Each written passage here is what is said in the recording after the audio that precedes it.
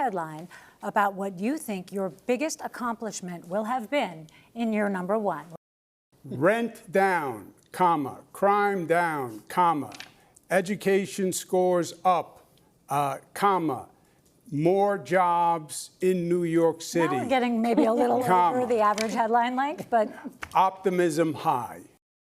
Curtis Sliwa exceeds all expectations and looks very mayoral tonight. Mamdani continues to take on Trump, delivers on affordability agenda for New Yorkers. You said was totally false, as you know. Which part was false? I was governor for 11 years.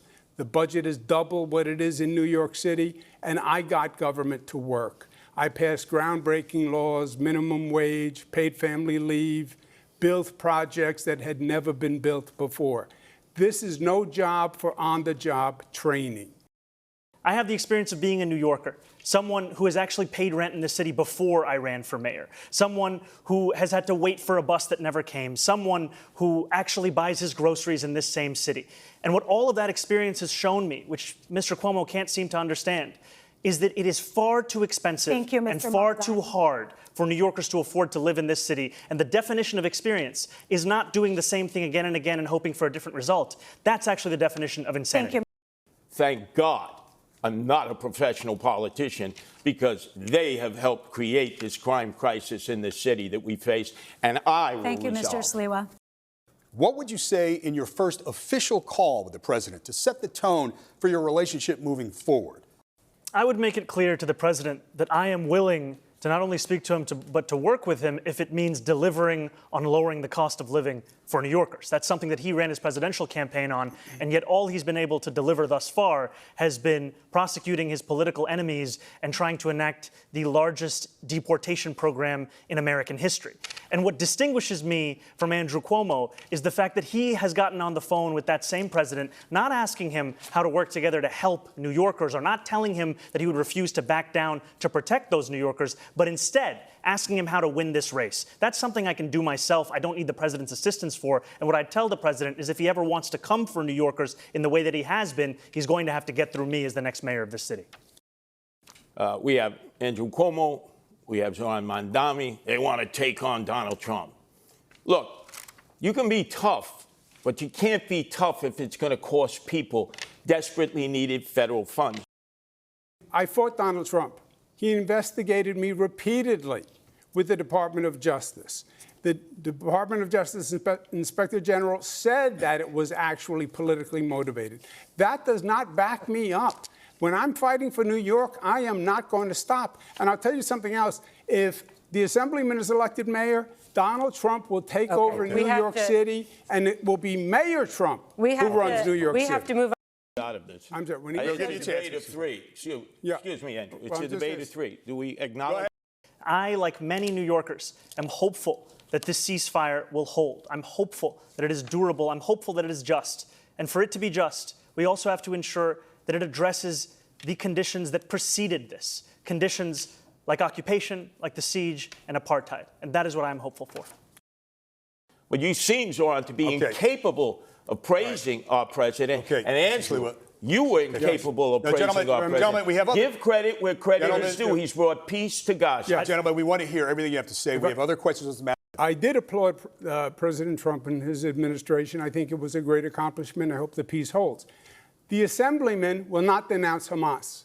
The Assemblyman will not denounce Hassan Piker, who said America deserved 9/11. The Assemblyman just said in his response, well, it depends on occupation. That is code, meaning that Israel does not have a right to exist as a Jewish state, which he has never acknowledged. That is from the river to the sea. Can you name a single mosque you went to in 10 years? Before you were ever here. Before I was here. Before you. If you were going to send the National Guard, you don't need to send them to New York City. There are other cities that could desperately use their help in dealing with their crime crisis.